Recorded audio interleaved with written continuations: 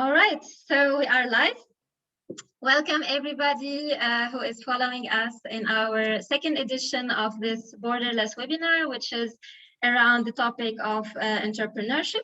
So for today's webinar, we have chosen the title Entrepreneurs with an Immigration Background, a practical guide to start a company in Germany or France. So just to give you a background about our project, Borderless, and what we mean actually with the word borderless. So it's a project which is born from a partnership between three organizations, one organization in Germany and two in France. Our organization, Diaspora in Action, which is based in Germany, and two organizations in France, which are Tunisia Tomorrow and Aliens. The goal of our project is to break the stereotypical narratives around migration by giving a voice to migrants through a series of webinars and documentaries. So I really invite you to check the Facebook page of our project Borderless, where you find the collection of all the products that we are creating and producing in the framework of this project. We have already published the first part of the products for Borderless around education and research. And there we had our webinar, and also we have the web documentary.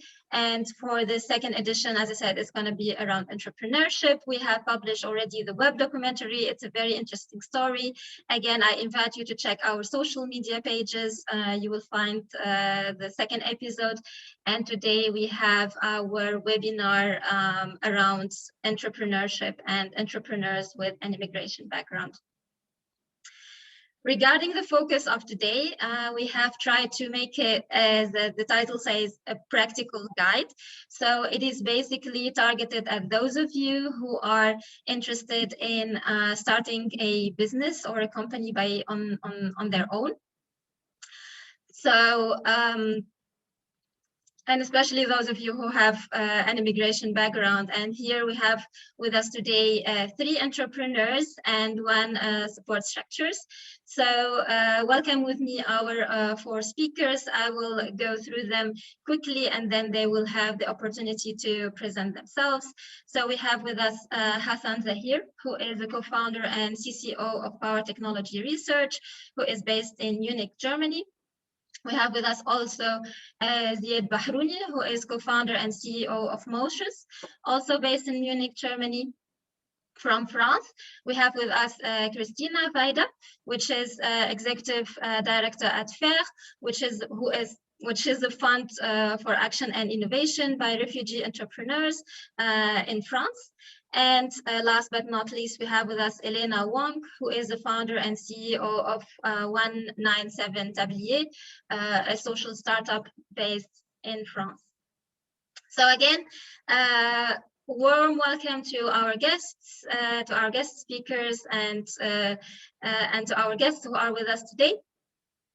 And I will give the floor to our speakers to present themselves, and I will give the word first to Hassan.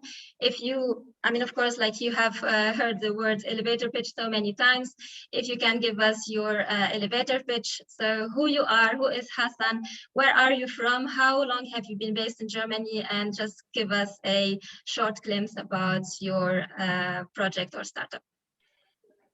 Perfect. Thank you so much, Hajar. And also thank you so much for inviting me to this webinar. So I'm Hassan Zaheer. As Hajar introduced, I'm the co-founder of Power Technology Research based in Munich. I came to Munich around 8 years ago to do my master's at Technical University of Munich.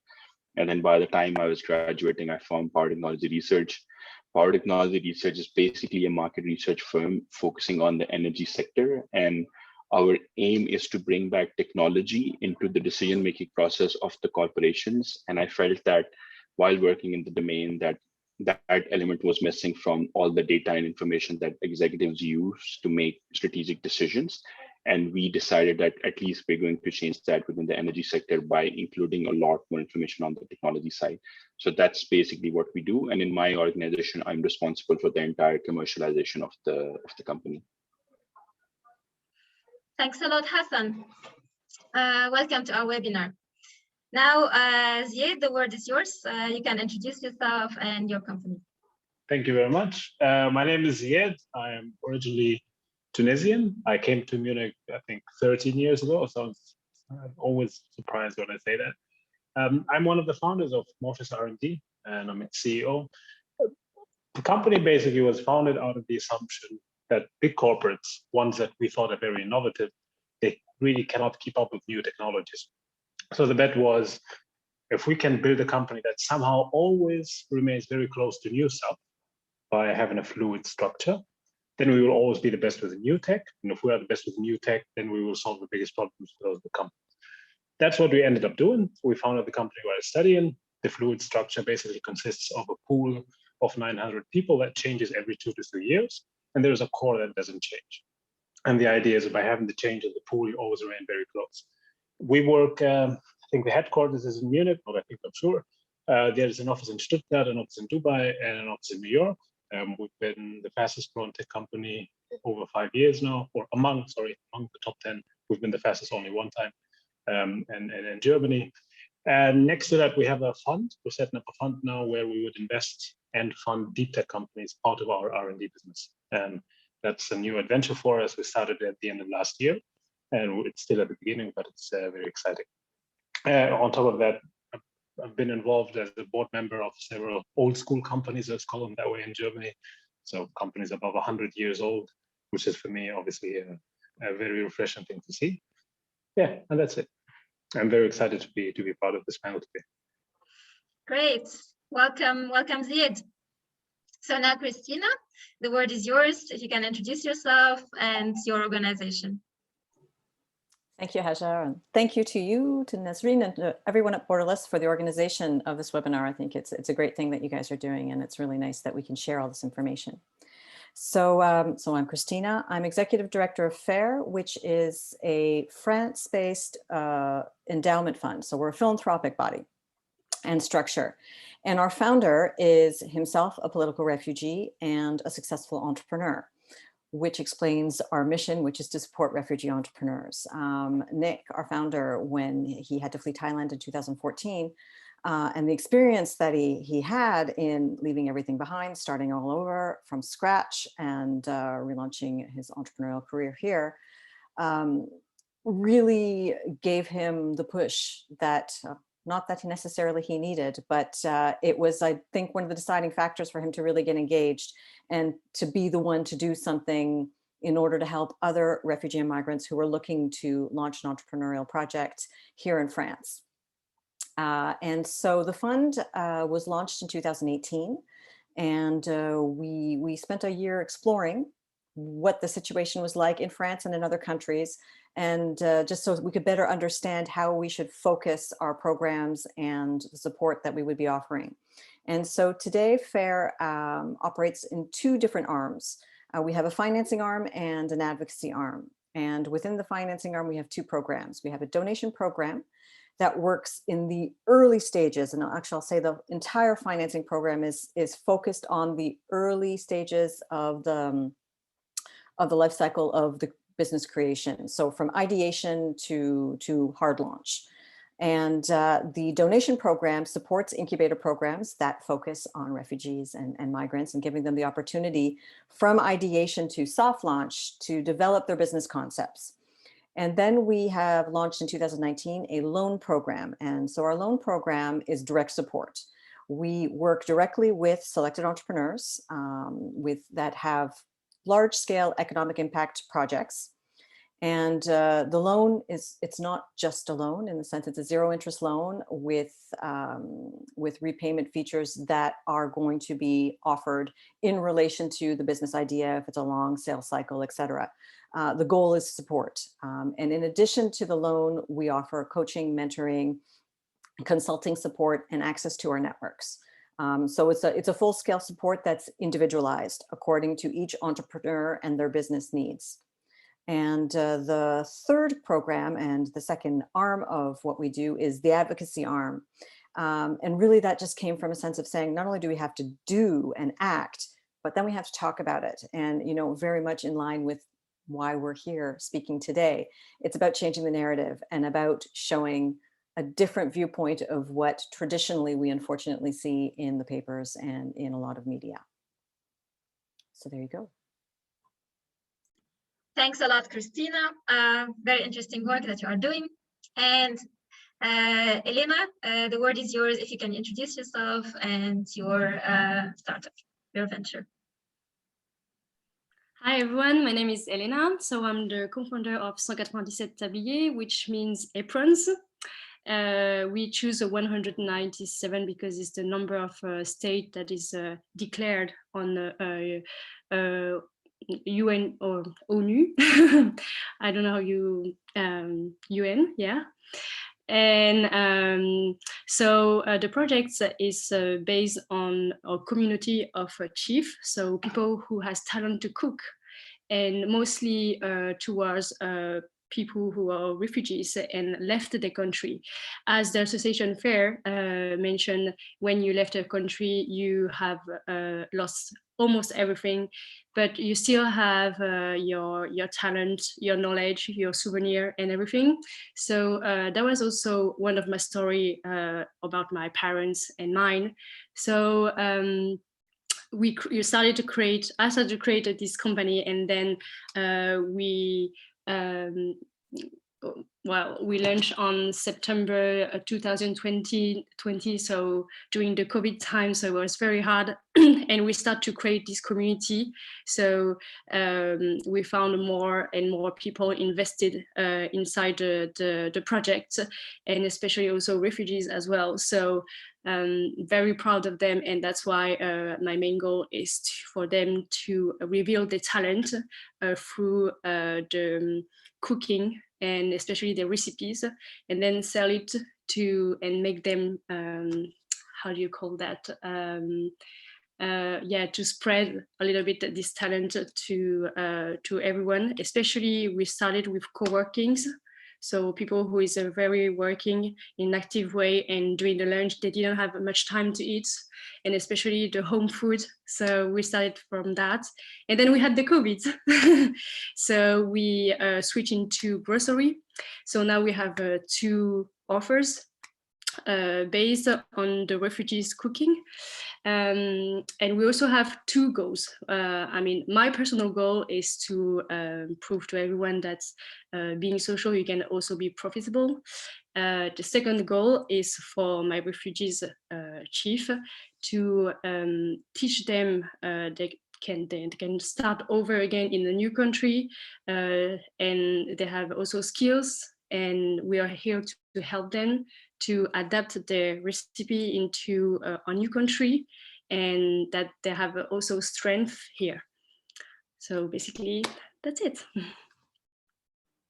Thanks a lot. Welcome, Elena, and again, welcome everybody. So let me again give a little bit of background before we go into the discussion that we will have today with our 4 speakers. So as the title of the event says, this is going to be about a practical guideline or practical principles for those of you who are interested into launching their businesses, either in France and Germany, and especially those of you with an immigration background, because we believe that every experience, of course, every experience is unique, but there are some traits that can be shared between people with a similar experience. So hopefully you can learn something today from Zied, Hassan, Christina, and Elena. And we have structured our talk today into 4 sections. In the first section, we will go through the legal issues and all the admin stuff which is related to starting a business in France and or Germany. The second section is about raising funds. Of course, any entrepreneur or someone who has a startup idea that will think straight about money. So we will tackle this question as well. And the third section would be about the network of the entrepreneur and also building a team. And the fourth section would be rather open for recommendations. I will give the floor to our speakers to share insights and lessons learned that they have learned throughout their journey. And also to mention, we have some guests with us today on Zoom. Welcome everybody, and thanks for joining us on Zoom in order for you also to interact directly with our guests. So it's going to be organized in a way that you can ask questions in the chat. I will be moderating the first section, or like the first part of this panel, and then we will have a Q&A session. But I definitely encourage you to ask questions in the chat, and you can interact with our speakers directly in the chat. And for the questions which remain unanswered or which are still open for discussion, I will pick them up at the end, and we will have a Q&A at the end. I also ask those who are following us on our social media, basically Facebook, you can ask questions on the chat and we will try to pick them up as well. So let's kick off and let's start with our panel and start with the legal and administrative discussion. And my first question to Hassan. So Hassan, can you tell us more about the legal journey that you, as an entrepreneur from an immigration background, went through while creating your startup in Germany? Would you think that there were any advantages worth mentioning, and how was it? Okay, I think I will structure the question into two parts: the challenges and advantages, because in Germany, bureaucracy is a bit of a challenge. However, just focusing on the part that I had to specifically deal with as an immigrant versus that everyone has to deal with in Germany when they're setting up a company. I think I personally feel that idea and going in and registering your company is relatively the easy part. The biggest challenge for immigrants over here, if you want to open up your company, is the visa process. In Germany, you can only work in your own company if you are self-employed, and you're only allowed to be self-employed if you either have a self-employed visa, either you have a permanent residence, which is the Niederlassungserlaubnis, or you are one of the naturalized citizens. If you don't have either of these three, then it's a bit tricky. You're not allowed to just work self-employed. So for me, that was the case. And based on my understanding, applying for a self-employed visa was a very long process. It took like around 6 months or so for the case to be evaluated, and then they would let you know if you can be self-employed, if you are not self-employed. So what I found out after doing some research was that there's another way that a lot of entrepreneurs from immigrant backgrounds are doing this, and which is the company essentially hires you as an employee. And having graduated from one of the German universities, it's very easy to just be employed by any company. And that, I think, is the path which worked for me, at least. So my company on paper hired me as an employee, and then that essentially gave me the visa which was required to stay here long enough so then I can be on the Niederlassungserlaubnis. That's the legal route that can be pursued, which is relatively easier than other three if you want to start something straight off the bat. And today I see a lot of entrepreneurs from immigrant background from different countries are doing this. I know a few people from Pakistan who are doing this. I know someone from Egypt who's doing this. I know someone from Tunisia who's doing this. So this is a very common practice. That's the only challenge that I see unique to the immigrants compared to everyone else, that they have to deal with the German bureaucracy.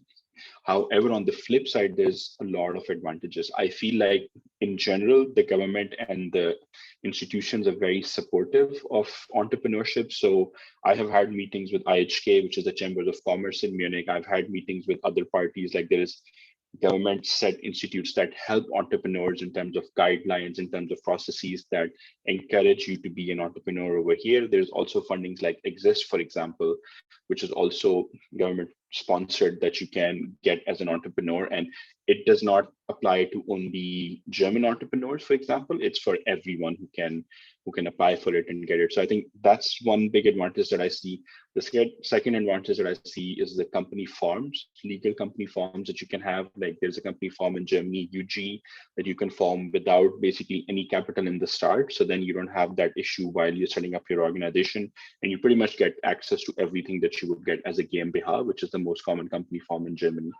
And then the third advantage that I see, which is the biggest one, is if you already have the Niederlassungserlaubnis, if you have permanent residence, or if you're a naturalized citizen finally here, I think it's probably one of the best places in the world to launch your business, because you have this certain safety net around you that, in case it fails, you can always go back and, you have a lot of opportunities. And even when you're doing this, you don't have to worry about your health. You don't have to worry about other things. So if you don't do it in Germany, where else you would do it? So these three, in my mind, are the legal advantages that are there in the system.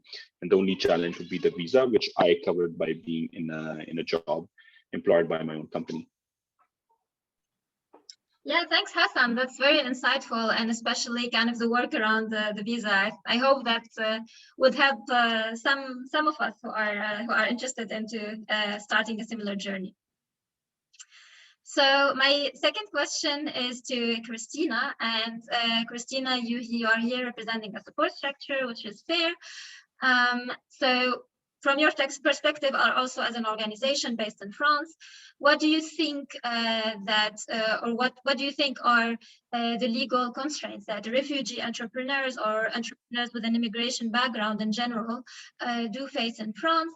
And how does an organization like yours help or support refugee entrepreneurs and entrepreneurs also with an immigration background overcome these struggles?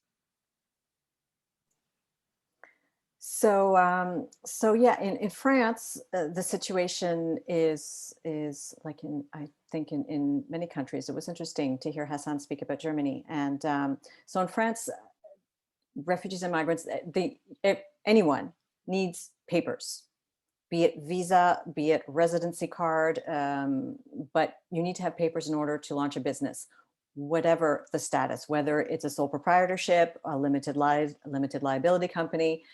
And there are many, many different structures. So I'm going to speak mostly from the business point of view of the structures. And that's something that, that FAIR works on.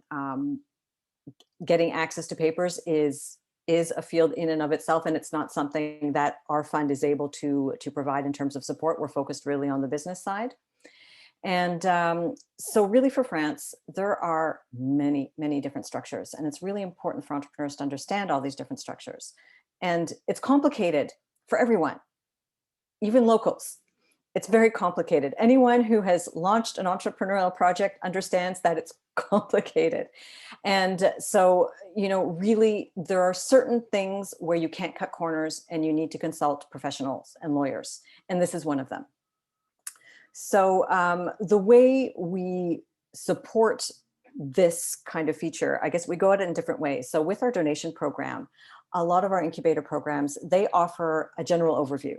So within their training programs, there will be a session on what type of business structures are available in France to get a general overview. And this is a good idea just to understand what the different forms are. But it is only an overview, and really for a lot of entrepreneurs, and Elena can perhaps speak more to this later, but I know with past, we call them promos. Often what has happened is that they get the overview and it's great, but by the time the business idea has progressed to a place where they're looking to launch the business, they need more consult. They need to consult and to speak to a lawyer specifically. So I know that that makes sense. One of our partners, they're launching an alumni program, which is actually taking training a step further and will focus on more of the details and getting in contact with lawyers, et cetera, which we think is a fabulous idea. From the view of our loan program, now generally speaking, and for the first 3 entrepreneurs that we've been supporting, their businesses were already created. And so that aspect of the legal consulting was already completed. But what we do have in place are partnerships with various law firms and other firms to negotiate pricing, basically. And those who are interested in diminishing their regular rates for various aspects like registering patents or developing commercial contracts. So all the different legal aspects that are necessary in the construction of the business. And that's something that we come and we just also gather the lawyers, because it's hard to know where to go and who to trust. So we try and do a little bit of that legwork for the entrepreneurs that we work with. And so those are the main areas that we focus on right now. Yeah, thanks a lot. Thanks a lot, Christina. That's, I think, yeah, it's definitely valuable, especially that you can get support from lawyers. As you said, it's the same for everybody. As someone who wants to start a company, you need papers and you need to go through the admin procedure anyway. So if you can get it from a professional, that's definitely a great support. So my next question is for Zied, and here the focus would be more maybe on your own experience. So if you can share with us insights about the legal adventures that you had to go through starting your own company in Germany, especially as an entrepreneur from an immigration background. And also, I know that you have also started within an incubator of the Technical University of Munich. So to which extent do you think that starting within such a program does help within the admin and legal challenges?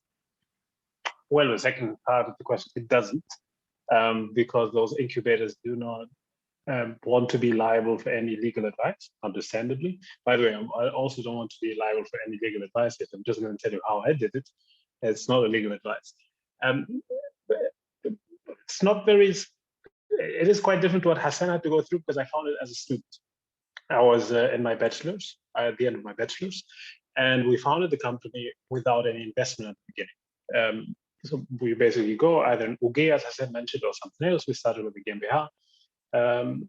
You have normally three stakeholders who talk with you then. You have the notar, the guy you go register stuff with.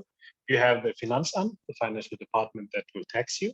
And then you have the foreigners, Ausländeramt, I don't know how do you call it, the Office for Foreign Affairs.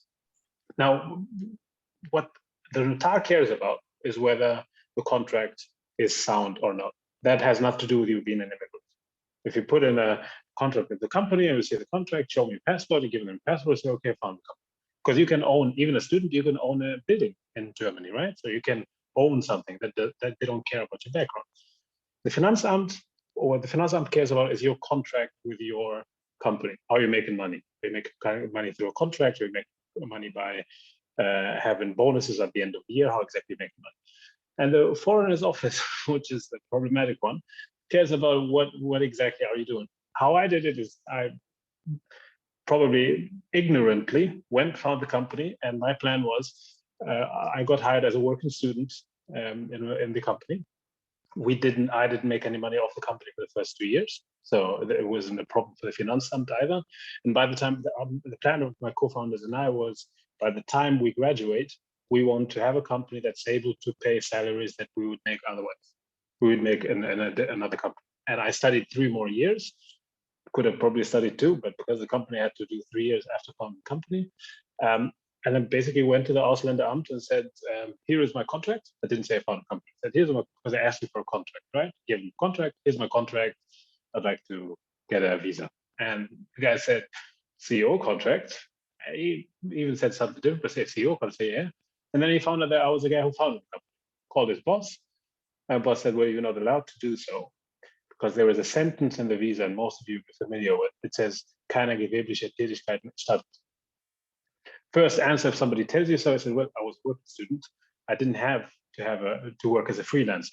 Gewerbliche Tätigkeit is a freelancer. And I said, oh, okay, that's true. So what do we do now? Company's running, and I didn't break any law regarding tax law because you're already hired. So the Foreigners Office has to decide whether to make a big deal out of this, although the Finanzamt doesn't care and the notar doesn't care.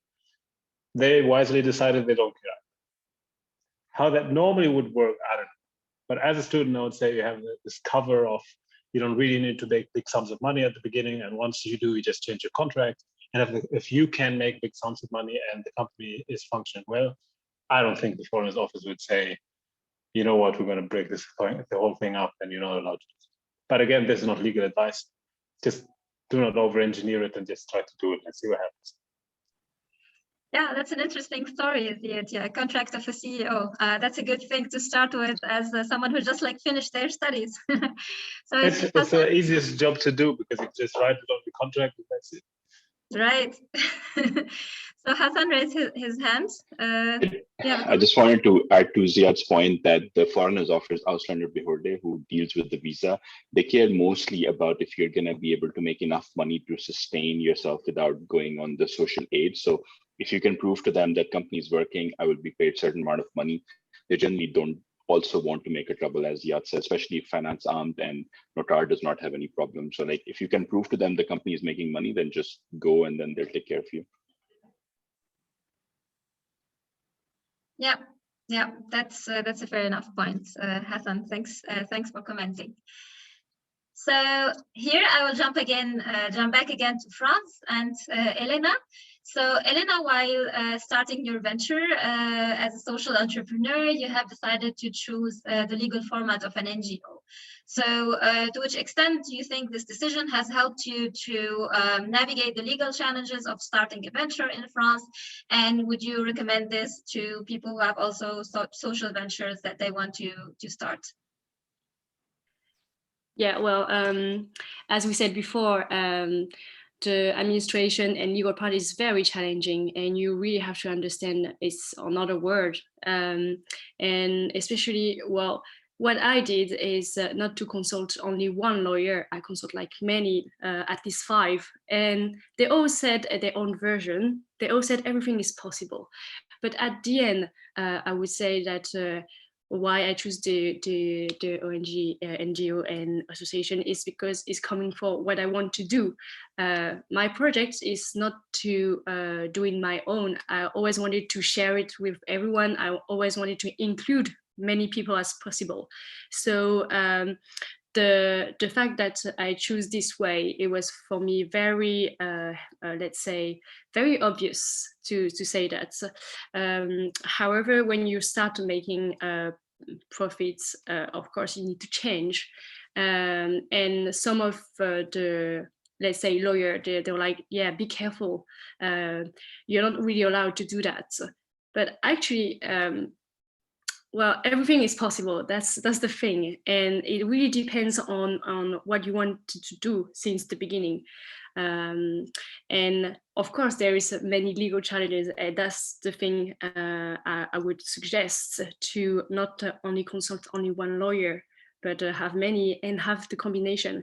It's like when you have a disease or when you're ill, you don't consult only one doctor, you want to have another advice, and then you would choose the best solution for you and your project. Yeah.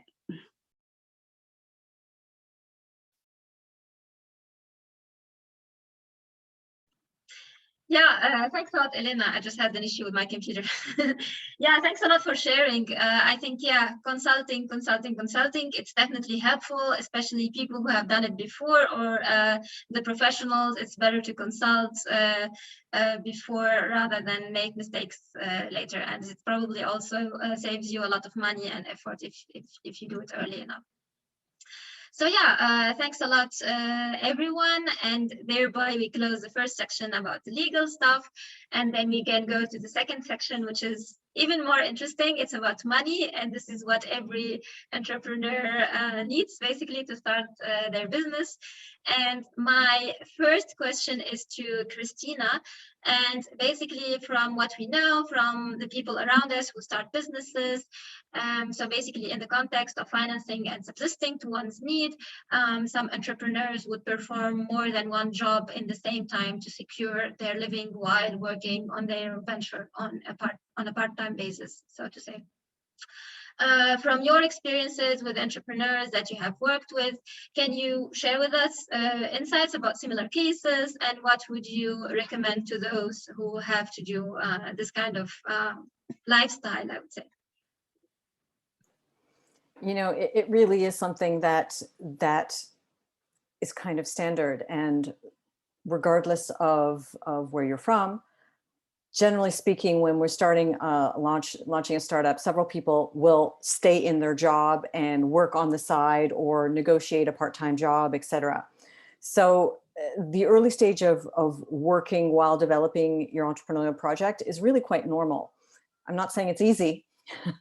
I'm not saying it's not exhausting, but it's fairly standard. And from Farah's point of view as a funder, So we'll go at this a couple of different ways. So we fully support, and we know the incubator programs that we support with donations that have no strings attached. We keep our donations open so that they may be implemented in the best way possible for each program. And a great majority of participants will be working at the same time while they're developing the early stages of their projects. And you know, so yes, chances are it will take a bit more time, but that's also how it needs to be done. And we do understand that. And so the programs, I think in part, and one of the reasons we're supporting them is also so that they can be free of charge to the refugee and migrant participants. And the learning sessions will always take place in accordance with the schedules. So it's not necessarily a 9-to-5 training, you know, it will often be in the evening after hours so that more and more people can participate. And I think it's important to adjust programs so that they do take into account the fact that many are actually working in another job. In terms of our loan program, there we're really looking, the businesses will be further along. And I will say for the 3 entrepreneurs that have first moved into our loan program, and actually even for probably the majority of those who have applied for the next intake, which will be happening soon, are working full-time on their projects. And I do think when you get to a certain stage, it is a requirement.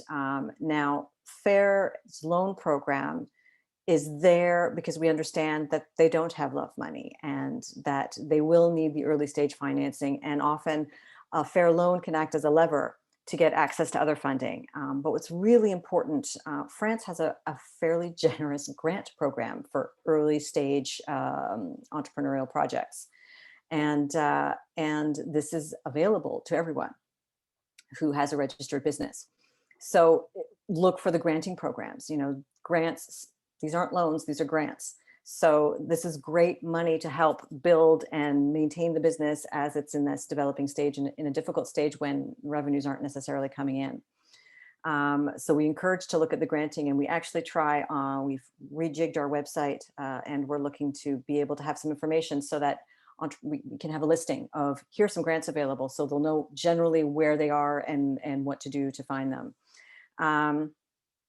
And other than that, I think it's important for entrepreneurs to know that when the business gets to a certain level, and when you're looking for different levels, when you're looking for capital investment, for example, investors are going to know, they're going to want to know that you're full-time. So there will come a time when you will need to be full-time on your project, but it doesn't have to be right away. So it really is looking at what stage of development your business is at and adjust accordingly. Yeah, thanks a lot for sharing, Christina. And it's definitely, I think, very interesting and important to know that France has a generous granting program. So whoever who's watching us and wants to start a business in France, look for the granting program. And as I understood, FAIR, on your website, you also provide an overview of what is around there. It will be coming soon. We have we have useful links, so we have some, but we're working on all of the finance because there's quite a bit, but it's something that we're looking to develop as a tool because we know that knowing that it's there, knowledge is half the battle in understanding what could be useful. Yeah, and I think that's a very important quote. Yeah, knowledge is half the battle, and that's why also we organize sessions like this, and we think that exchange is definitely very important for entrepreneurs and to-be entrepreneurs. So yeah, thanks a lot, Christina. My second question is for Zied. So if you can, as an entrepreneur in Germany, if you can share with us your experience in raising funds. So how did you kickstart your company from a financial point of view? In our case, it was a bit different at the beginning because we decided not to take on investment in the beginning. So we started the company with no investment. As I said, we didn't pay ourselves, but the company was profitable from day one. So what we did was to negotiate the deals. I remember one was with Microsoft, the other one was with BMW. That would get upfront payment, and that upfront payment was enough cash flow for us to carry on company. Obviously, that doesn't apply to every business model. That's a bit different. What happened was we grew very quickly. Our revenue was around 110% growth every year on average for the last 8 years. But by 2019, we decided to get a VC on board. We were very anti-VC at the beginning, but then when the valuation got to a certain level, especially in 2019, it was very easy to get a good valuation. We got a VC from Switzerland. We sold a minority stake. I don't think the VCs in Switzerland are any different from the VCs in Germany. So it is a traditional approach of approaching them, what's the business plan, etc. But we had the privilege of being very advanced. It was our 6th year. The revenue was already 2 digits in millions, so it was okay for us to do so. But what we do now is, as I mentioned, we raise a fund. We raised a 50 million euro fund to use it to fund things out of Motius so that we have our own spin-offs. And those spin-offs, we raise funds for them too. And that's a more VC-like dynamic. It's a normal dynamic to have. In Germany, currently, there is not only in Germany and the US, and to an extent also in the UK, they have a lot of VC money, incredible VC money. The VCs do not perform well currently. It means that they don't find enough good deals. But VCs at the same time need to invest the money very fast. What that means is they're looking for good deals to invest in very quickly. That's why I think currently it's super easy. I think somebody told me, I said, if you have a policy already 5 million euro worth. So if you somehow have 2 people with you, both of you are breathing, you could always argue a 5 million euro valuation. You get I don't know, say 1 million or 500,000 as a seed funding, and that's the normal that you can get. There you definitely can get that. I think it's a very good time to do so. My tip would be is understand why you're doing it. Do you really need it? Because if you don't, then you could buy yourself some peace time to find your product market fit but not to relax, but to plan it properly. If you really need to do it, if you don't, keep in mind that you're selling shares of your company. And if you're 100% sure that you don't need it and you can grow it, why are you doing it? But I would definitely not recommend to do what we did, but I think that's one of the things I regret. If going back, I think looking back at it, I would have raised the in Motius R&D, not the fund. I would have done that 2 years earlier. Didn't lose anything by not doing it 2 years earlier, but I think that would have changed the company culturally, because we were, out of our 8 years, we spent 6 years being bootstrapped, and culturally now we're struggling to spend money. Everybody doesn't want to spend money. Although we have significant funds now, but everyone knows, let's not buy that screen. We still have that bootstrap mentality, which is not always good. But it was very good at the beginning, and that's why we became profitable. So I don't know whether I even answered the question. If you had to take one thing, it's very easy to do so. Keep the sentence. If you have a policy, you already have a 5 million euro valuation.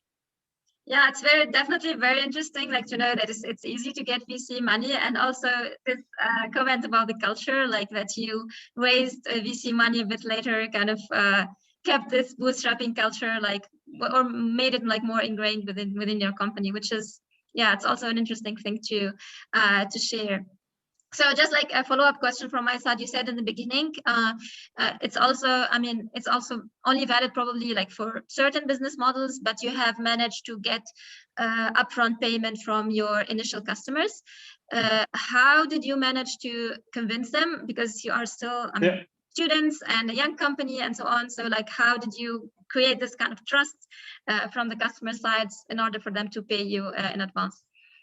So first of all, we didn't tell them we're students. That's very important. We put on our most mature faces. The second thing was the company is an R&D company. What it means is we would propose a solution or develop a technology that we would sell. And once they see that, they forget who you are, whether you're a student, whether you're 12 years old, they don't really care about it. And we could make the case for them that this is a great technology. I remember in Microsoft, it was an AI architecture that is by now, we license it every year, but it was a early stage deep learning architecture on a FPGA chip that they were like, okay, this is really important. And because of the FPGA chip, we could argue that we need the upfront payment. In BMW had something called the venture client model. Venture client model is a rival model to venture capital. Venture client means the company would invest in you by giving you revenue, not by giving you investment. So by saying, hey, I can guarantee you 3 million, 4 million, 5 million euro revenue in the next 2 years. But they don't get any shares. They just get exclusivity rights on the technology or usage rights or whatever it is. And those models work with upfront payment. And again, the tip is just negotiated with them. If you have something valuable to offer, not consultancy, because if it was consultancy, there's no chance. But if you had something valuable to offer, I think you'd find most clients ready to have an upfront payment. By the way, upfront payment is not a guaranteed payment because you'd have to pay it back if you mess up the product you did. So they would give you 30% upfront, but you'd have to pay it back if it doesn't work out. But for a startup, that is like, it keeps you above the water. Understood. Yeah, that's also interesting. My next question is to Hassan, and it's also related to generating leads because also your business model is based on generating leads for of clients.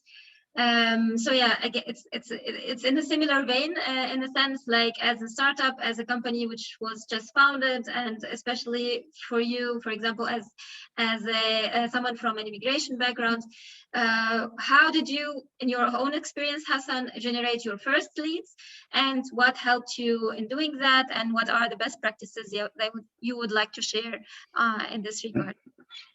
So I think I can speak from a B2B perspective because like we're a B2B company, and in some ways it was very similar to what Zied is saying.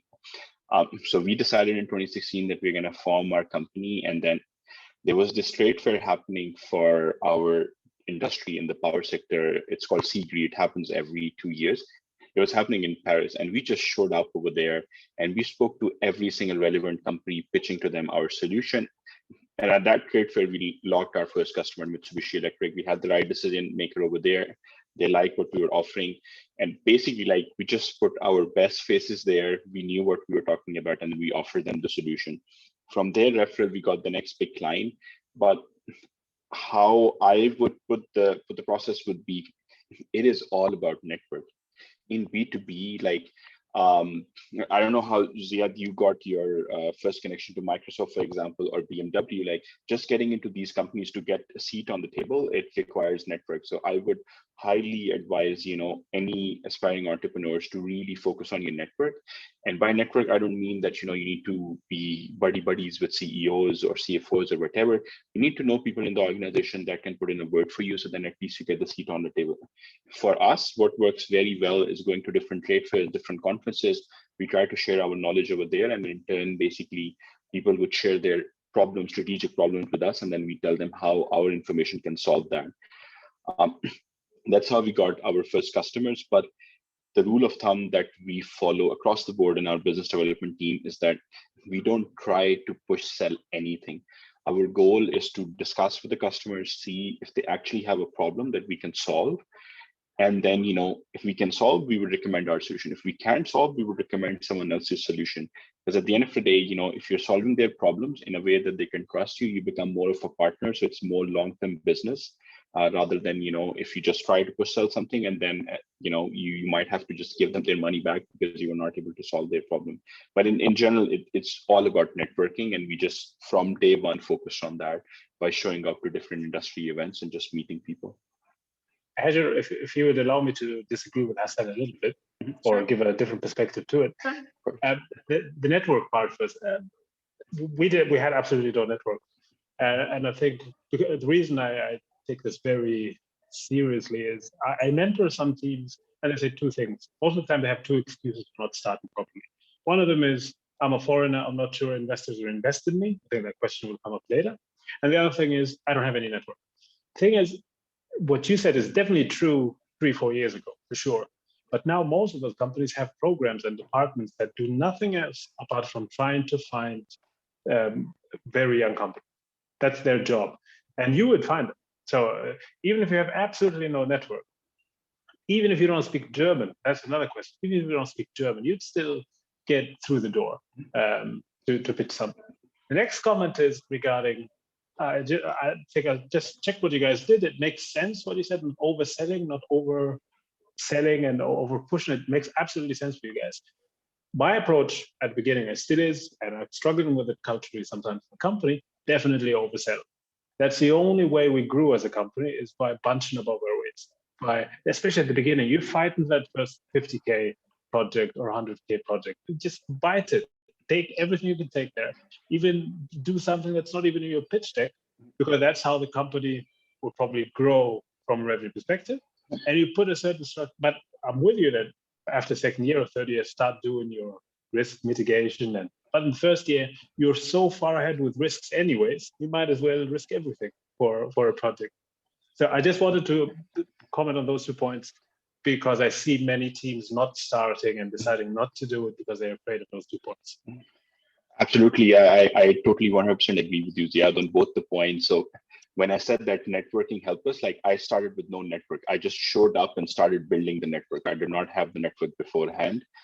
So for me, the way to build the network was showing up to these industry events. And then now there is enough customers across the world that, know us enough that they will give us business. And the second part, of course, like in the first couple of years, we were selling whatever we could. Now it's like a bit more relaxed that, okay, don't be pushy. If you cannot deliver, the relationship is more important than like getting that 40, 50K project from a customer. So absolutely. So just to collect that, like in the start, no network, and we were trying to sell as much as we can. Today, it's more about, just working that network and then expanding from there, and then not over promising. So then customers are not pissed off at the end. Yeah, thanks a lot, both of you, for sharing those insights. Definitely interesting. Just to remind our guests in the room with us on Zoom, you can ask your questions and interact directly with the speakers in the chat. And last question under funding for Elena, and maybe Christina, you can build up on this as well from your experience. Do you think that there is an extra layer of challenges from someone who is from an immigration background to get funding? And if yes, why? And also, do you think that there are advantages and advantages that someone from an immigration background can leverage on? So maybe Elena, you can share with us your experience, and then Christina add up on that. Well, it's true. I wouldn't lie. There are challenges, especially when you have an immigrant background. To be honest, yes. But I would say that it's different challenges. I would see this more like practical challenges, more about, for example, the skills, the languages, the IT knowledge, and all the knowledge of the culture that you will have to understand in another country. But this is something those, let's say, challenges can be worked on. So once you work on it for, I don't know, maybe a few months, a few years, well, it will go away. So it's not really a really big challenge that can never go away. However, I think there is also another challenge when you're immigrant background, is also your personal challenge. I would say, for example, I'm from China, so I think sometimes when I arrive, I'm not legitimate to be in this country. So you kind of worked and be hard on yourself. So this is an extra challenges. And this is quite long to remove because you question yourself, because it's very personal. And I would say also you have to kind of open doors and say to yourself that you're here also to change the perspective on another one on you, and change your own perspective on yourself. So for me, this is harder. And according to, I mean, when we talking about funds, as Christina said, yeah, there's many funds and grants to help entrepreneur, and it doesn't matter if you're an immigrant or not. It's just yourself who's seeing as an immigrant, and then put some, let's say, closing doors to yourself. So I would say yes and no. That's the thing. Yeah. And of course, I think for the COVID, I noticed that there are more and more structure, or NGOs, or even others, even politicians are more aware, and let's say are changing their mind also to also help yeah, others entrepreneur who has also social impact, especially, well, in my field, is social impact on, well, immigrant who has a background, who has a background of immigrations. So yeah, I would say now it starts changing and you have to use that as an advantage. Yeah.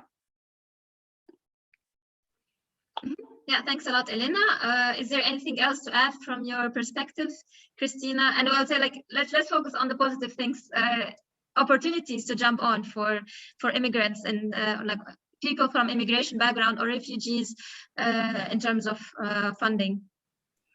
You know, I think, and this is FAIR's view, refugee and migrant entrepreneurs, they have a huge advantage because of their life experience, and they naturally view things differently.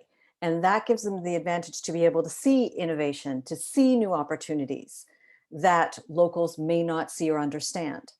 And that's a huge business advantage, and that's fundable. So, you know, I really think that, you know, and following up on a little bit of what Elena is saying, and this feeling of I'm not legitimate because I can't express myself with the same facility as I can in my native tongue. You know, those are things that are important to overcome, because in the end, they're not important. What's important is the knowledge and the experience that you bring. And that is visible within a good business plan. And when you're, you know, when you're pitching in, something FAIR takes into consideration, you know, we're not judging you on how well you pronounce the words. We're looking at what your business is and what your experience is and how you understand this business. And the rest is, you know, that's what is important in terms of investment. And yeah, so, you know, I'd say from a positive point of view, FAIR is trying to act as a lever to give a positive impact and for entrepreneurs to be able to say, you know, I have funding. And of course, once you have that first funding, it's easier to get more funding. Yeah. Thanks a lot, Christina. And staying with you, taking into account that you need to leave in 4 minutes. So one last question to you, and yeah, let's try to make it brief. And it's within our third section for today, which is about network and team. So like you have a refugee who just came to a new country and they usually don't have a network. And yeah, Hassan and Zied already talked about this topic of network. They don't have a network, and it's probably going to be challenging for them to find a co-founder or to find a team to start with. So which are the measures that you take with regards to this particular challenge or constraints, I would say, in the design of the programs that you offer at FAIR? You know, it is networking, you know, as Hassan said, networking is vital to any startup and for any entrepreneur. Actually, networking is important for anyone in any profession today. But for this particular issue, so from FAIR's point of view, we know that it's super important. So we look at it in a few different ways. We really support the idea of the alumni program, which one of our partners is looking at building and opening up to all the other programs. So intermingling of programs, having everyone share from like experiences, and also having alumni. So entrepreneurs that have 4 or 5 years experience can come back and speak to the new entrepreneurs who have arrived in the last year, perhaps, or 2, and have just launched their business idea or working on a concept. And it's helping each other out that way. So the alumni program is something that we consider actually very important. Something else with our loan program, the loan program doesn't function like a typical incubator.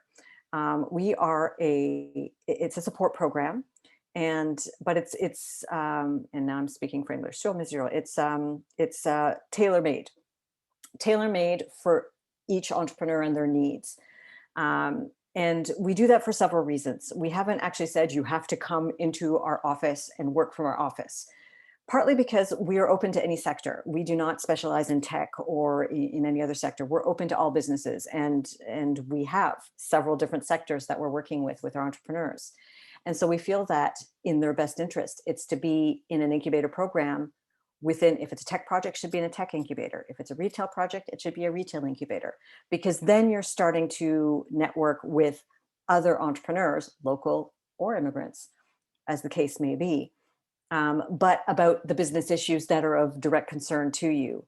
So that's important. We also understand that some granting programs here require that you are then incubated in a specific incubator, and we do not want to pose problems in that way.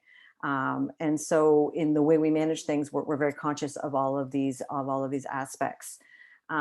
And in terms of finding a co-founder, you know, it's something that's super important. And at the same time, we have entrepreneurs in both situations. We've had entrepreneurs that have pitched that were accepted into the loan program that already had found a co-founder, and other entrepreneurs that are in the process of thinking about that. And so we will accompany them during this process, and we do encourage it. It's something that it's an important phase of the development of a business. From an investment point of view, investors want to know that they're not just relying on one person. You know, it's the not putting all your eggs in one basket type of argument, in the sense that we want to make sure that should something happen, the project and the business will live on. But finding the co-founder, it's super important. It's making sure that you find the right person, that you're fulfilling the right needs of the business, and also that you're finding someone that shares your values. And so this is something that we provide a lot of coaching on, and we'll even provide concrete help in building a job description and helping them seek out. There are a lot of incubators and co-working spaces or other funders will provide, and I mean, not necessarily philanthropic funders, but programs that work and help. For example, the family, it's an incubator program here. So they'll have meet your co-founder evenings, and lots of, in France, all of the major,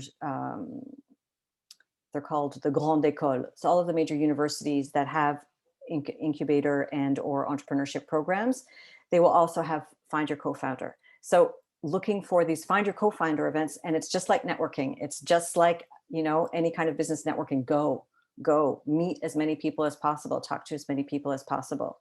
And so that's something that's really important. And as the business progresses, we know it will be a judgment factor in terms of, is this something that is this a solid investment for our investment fund, for example?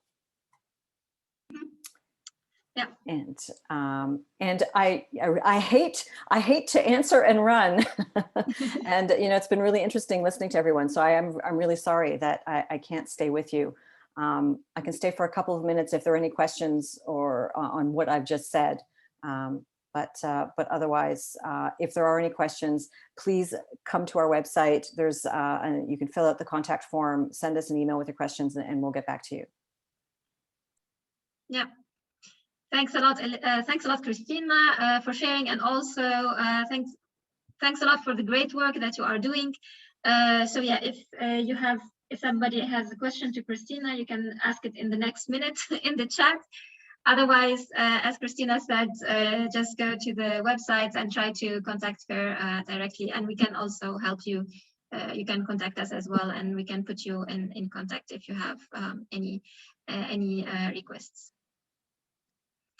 So yeah, thanks a lot, Christina, again, and we were happy to have you in our panel today.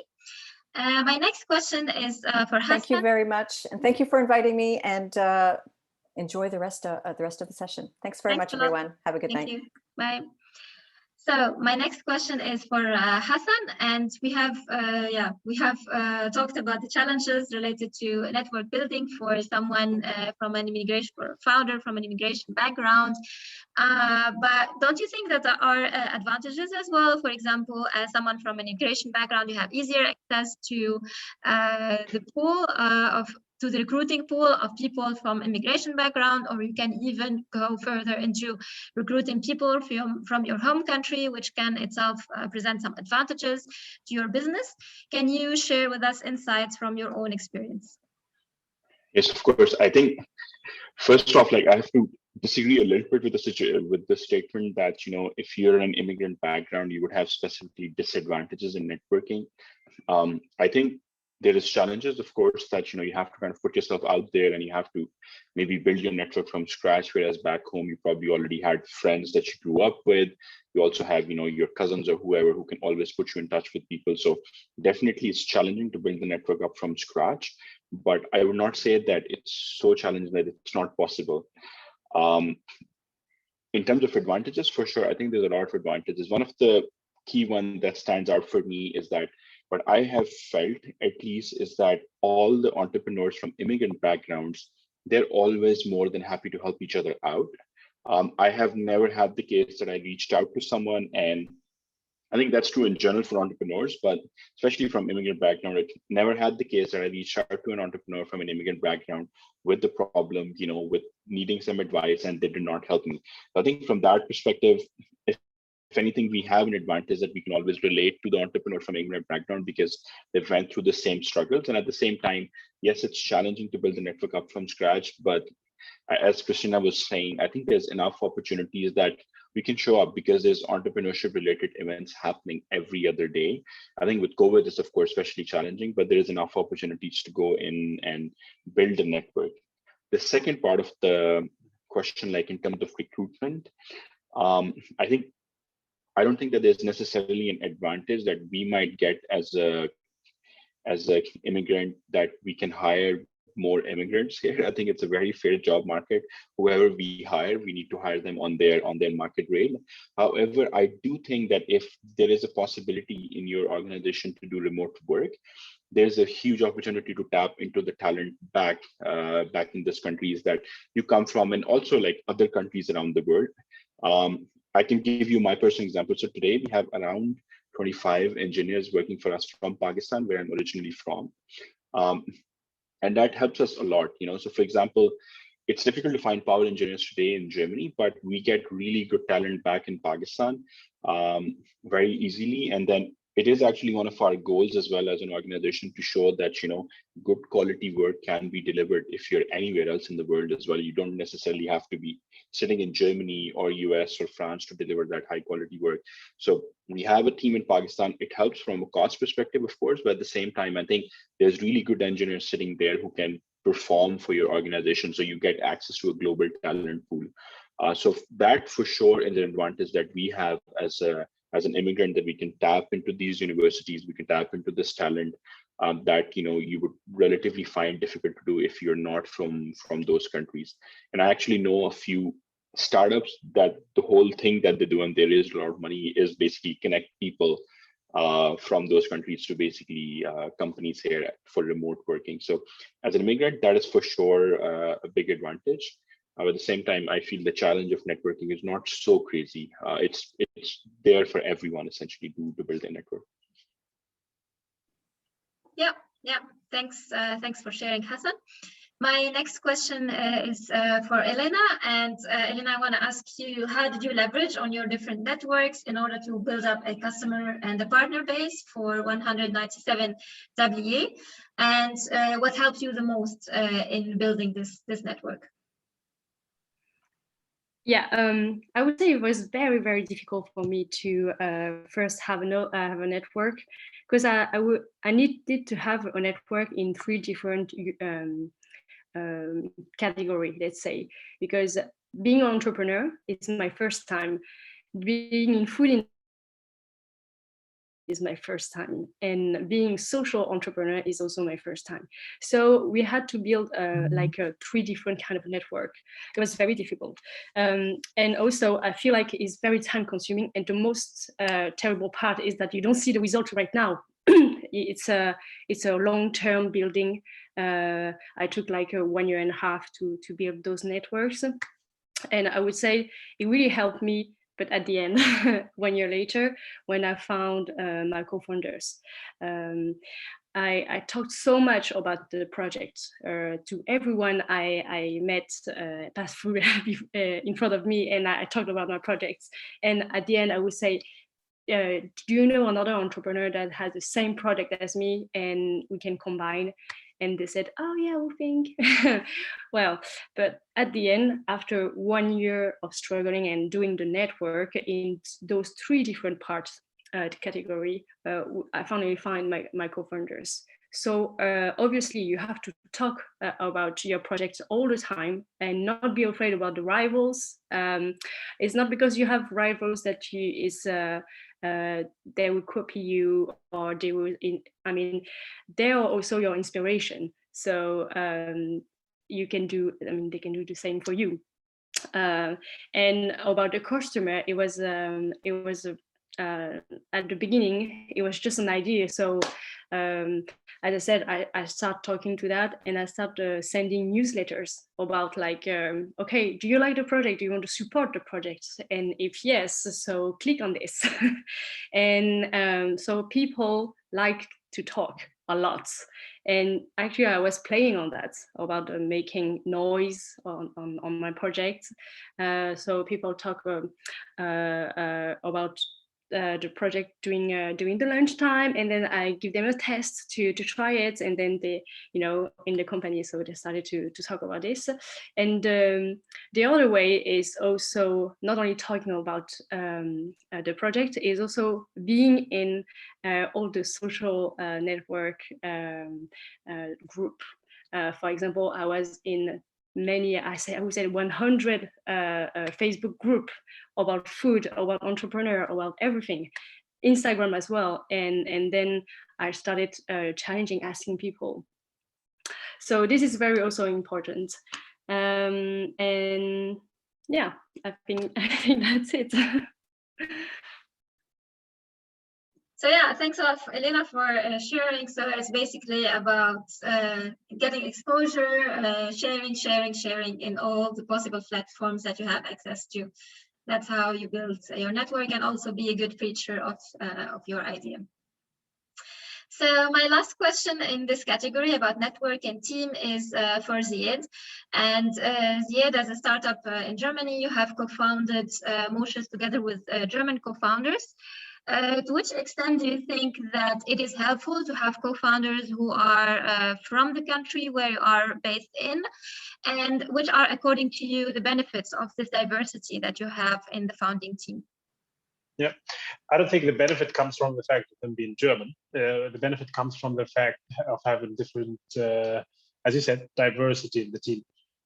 100% I learned a lot about not only the culture, not only the language, but also work ethic, very small neon things from them. And I bet they will learn a lot from me too. Just so everybody knows, we are 5 founders, 4 of them are German. They're even from almost the same city. So I was outnumbered. If that's not outnumbered, I don't know what it is. So a lot of, but we're 5 guys.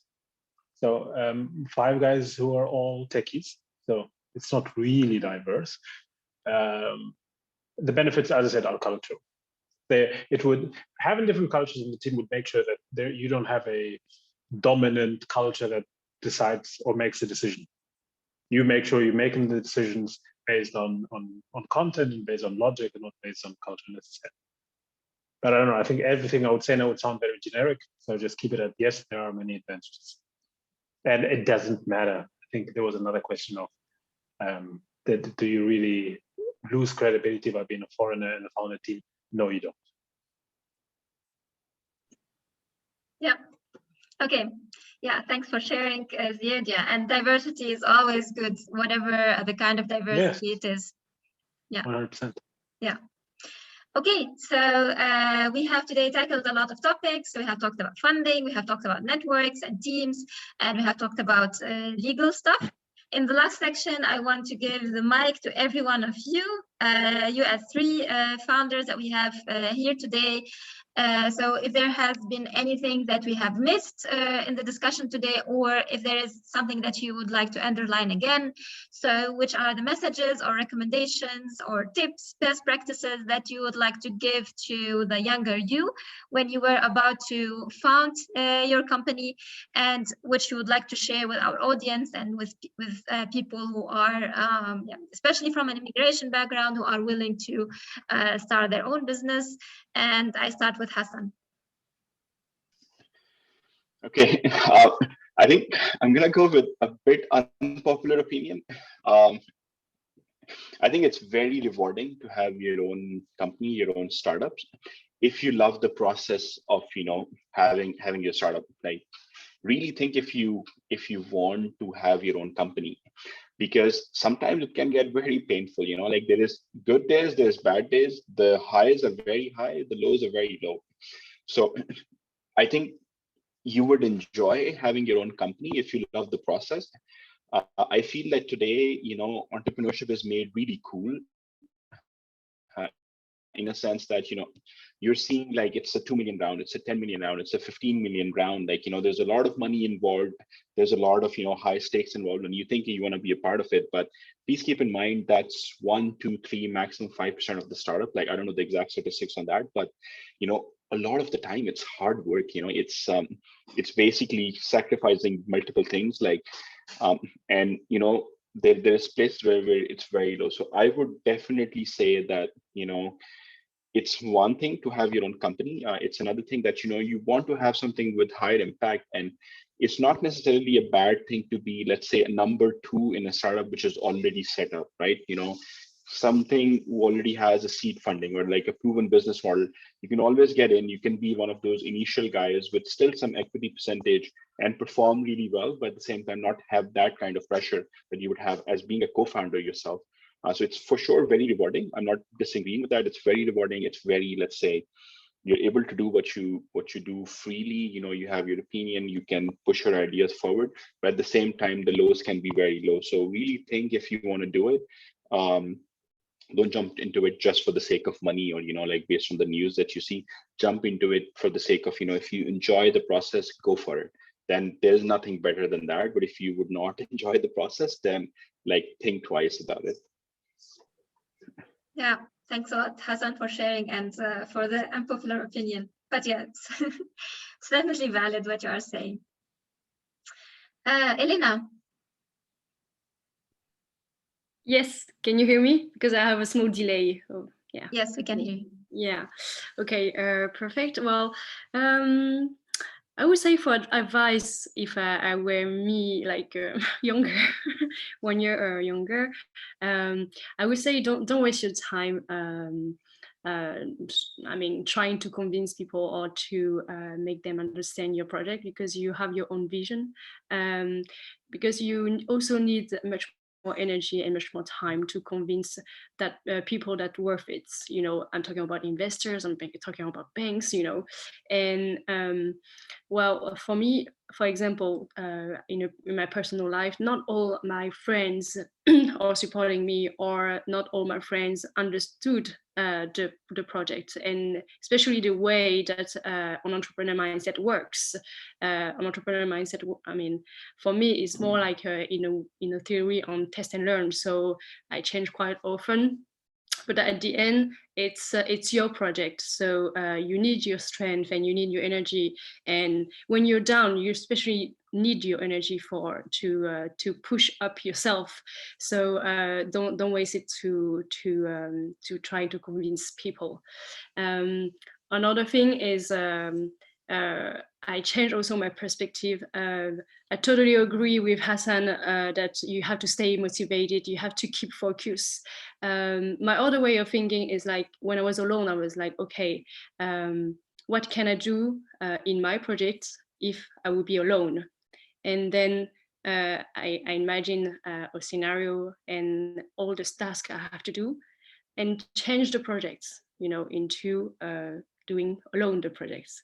And when I found out of my first co-founder, and the other question would be also, what can we do together? So basically is to do step by step, because you never know when you will be alone, when you will find a co-founder, and maybe lose your co-founder.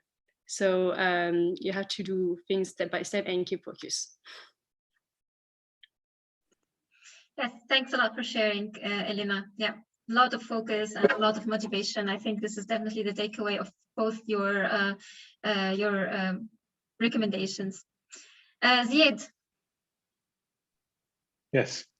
Okay. So motivation. I think immigrants take a plane, they quit their countries, quit their families, they spend a year learning the language, most of them.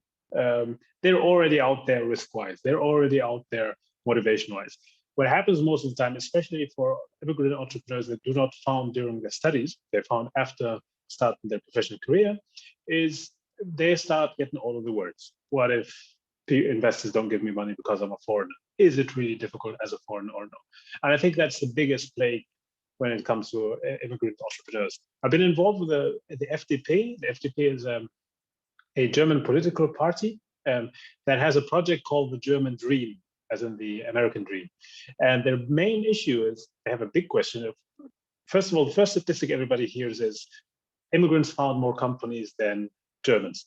That is very misleading because they count restaurants and they count driving schools and that kind of thing. The second level of it was, why don't immigrants, although most all of them that come to Germany do MINT, so mathematics and engineering and science, why don't they found enough companies? And they had several reasons. The study was good. It was done by McKinsey. Several reasons. And one of the bureaucracy was, I think, the fourth or fifth reason. The main reason is that immigrants do not know that it's possible. And if you don't know it's possible, you tend to think everything can go wrong. So if I had to say if only one thing, it is possible. Of course, it's a rabbit hole of details here and there, and you'll figure it out on the way, but it is possible. And I think such an event is very important. That's why I really wanted to take part, because the main thing that is missing is immigrants seeing other immigrants who, quote unquote, did that step. It is definitely possible. All of the worries, you could even see the questions, the worries, I understand them. I had the exact same ones. The only difference is I was so ignorant at the beginning that I didn't really care. And it was a university project. So it is definitely possible. You will not fail. I know nobody that had a good idea and had a good team and that failed simply because they're an immigrant. Nobody. Or that the foreign office said, oh, you're going to stop this. So pretend you're at home. And honestly, I don't know where the public is from, but seeing the names, I could guess that it was not very far away from Amsterdam originally. Way easier to do it here than anywhere else. I think the only place that's easier would probably be the US. Okay, that's really interesting. So you're saying in Germany, it's like the second, let's say, in the world, to do it easier. As an immigrant, as a tech immigrant, for sure. Okay. As a tech immigrant, I don't know whether it was a tech immigrant. Understood. Yeah. So in the tech space, basically to start a company in the tech space when you are an immigrant. Yes, because the Germans are very, very open for it. Mm-hmm. And they have, I don't know, I mean, they have different experiences probably with Germans. Germans have I wouldn't say self-deprecation, but they have an insecurity that they always think a foreigner, you'd be exotic, you would be, there was a question about whether foreigners, I think it's an advantage.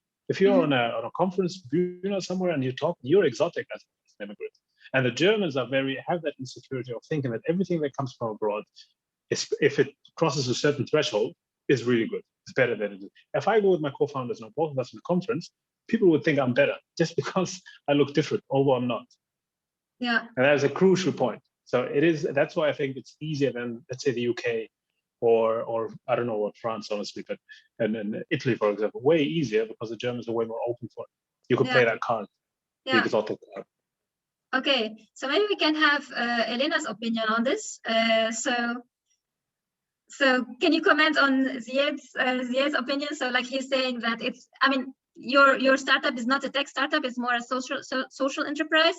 But how do you think French or people in France do perceive entrepreneurs from an immigration background?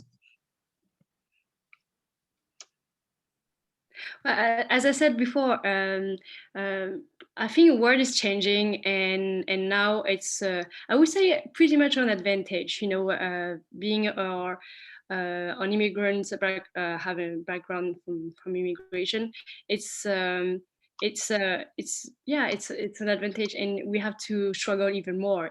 But it's worth fighting, and I think we have something more to prove, actually. And yeah, I think actually it's for me the world is changing and people are accepting. Well, actually in France, to be honest, they don't really see where you're coming from.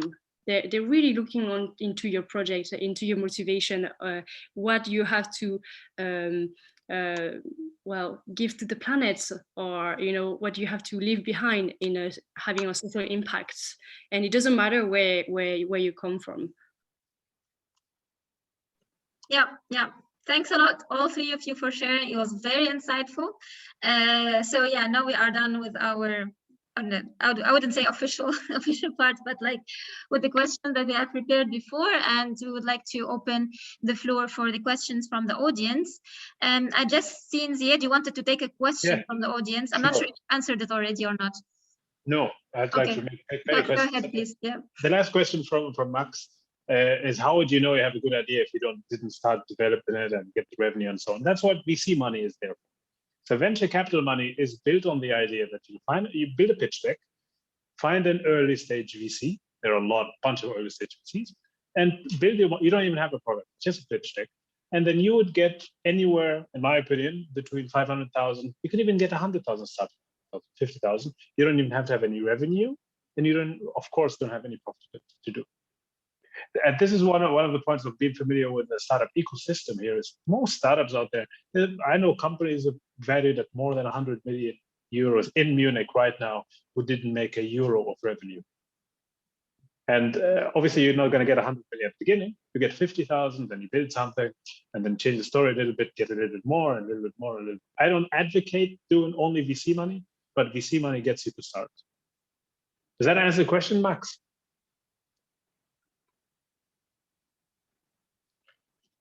Okay. Okay, yeah. Thanks a lot, Zied. So let's look at the other questions. I see there is also another question, I think it was from Marwin, I think, or Max, not sure, about the difference in the challenges between a B2C and a B2B business. So yeah, I mean, I think, Elena, your business is more B2C, Hassan and Zied, it's more B2B, but who would like to share their insights, or like based on the experience that they have, or like what they see in the ecosystem? Maybe I can start. I think that B2B versus B2C challenges, of course, are different. Like that's just like from the business form perspective. The way you scale a B2C business is very different than the way you would scale a B2B business. I think like the challenges in scale, and then also B2C generally scales very quickly compared to B2B businesses, because like B2B needs to have more people interaction. You don't just sign deals online and you pay for stuff. But in general, as a business, of course, there's different challenges. But like if there's any specific challenges, like we can address that. But like from my perspective, of course, like different business form, different ways you grow your business. So challenges are different as well. Like when you look outward facing in terms of the sales channels and everything.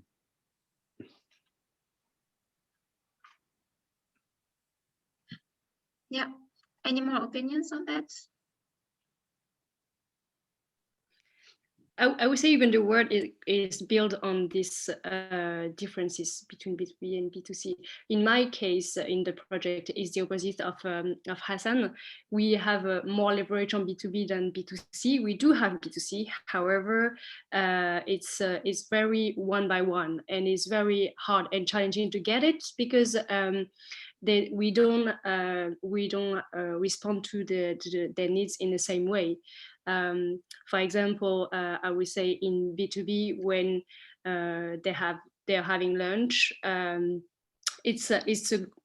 need to provide to the salary, I would say 10, 20 lunchbox.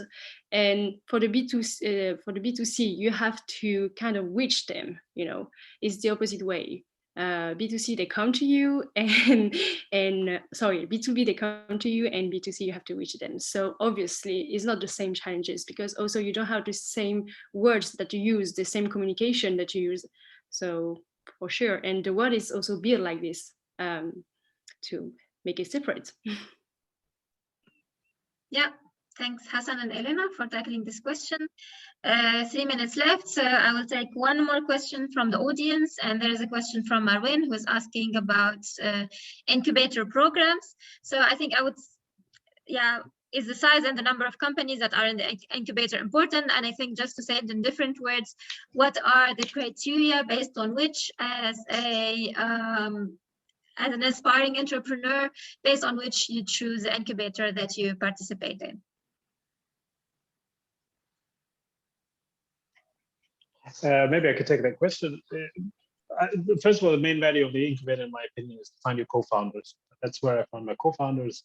I think there was a question, I don't know who asked it, but the good thing about finding people in the incubator is all of them have decided they want to become entrepreneurs. So that is generally a good filter. But don't get your hopes too high about it. The incubator will not get money for you. Many incubators will even rent their places to you. But it's a nice place to be in because you get inspired, you pivot your ideas several times within an incubator, get co-founders, and for different sizes you get different. I'm not aware. I mean, at a certain size, it doesn't make any sense to be in an incubator anymore. But you could easily spend the first 2 years at an incubator ecosystem using their infrastructure. Yeah, thanks for your opinions, Zied. Are there anything else to add? I think just one small advantage of incubators is that you can, through the people at incubators and their network, you can get your initial customers as well. But totally agree with you. Like at some point, you're too large to be an incubator. You'll be wasting your time. But in the very early stages, for sure, like there's advantages of being an incubator. And I don't think size or number of startups matter less compared to, you know, what's the focus on the incubator and what kind of network they have, because then they would be able to connect you with new customers. I know a few startups here like that my friends are running, and they essentially got their initial few customers through the incubators network, which was very helpful to them. Yeah, that's also an important point. Okay, so it's 7:30 European time, and we arrive at the end of our panel discussion and webinar today. Thanks a lot, everyone. Thanks a lot, Hassan, Elena, and Zied, for your insights that you shared with us, and especially for your generous sharing of insights and of your experiences. Hopefully, it's going to help many of us here attending this webinar about developing their ideas and expectations about the entrepreneurial journey. And thanks for our guests who were present with us today on Zoom and who asked questions. We had also like a heated discussion here in the chat with our guests and with the speakers. And thanks also for all of those who are following us on social media and on our pages on Facebook. So in the names of the three organizations who are behind the project Borderless, Diaspora in Action, Tunisia Tomorrow, and Aliens, we thank you a lot for following our webinar today, and we invite you to follow us on the social media to keep posted about our next sessions within Project Borderless. So our next session will be around art, where we will invite artists based in Germany and in France to share their insights and their experiences about being an artist with an immigration background in these two countries. Until then, have a nice evening, everyone, and see you soon on our social media. Thank you very much. Bye. Thank you, Hajar. Thank you for organizing. Thank you. Bye. Bye-bye.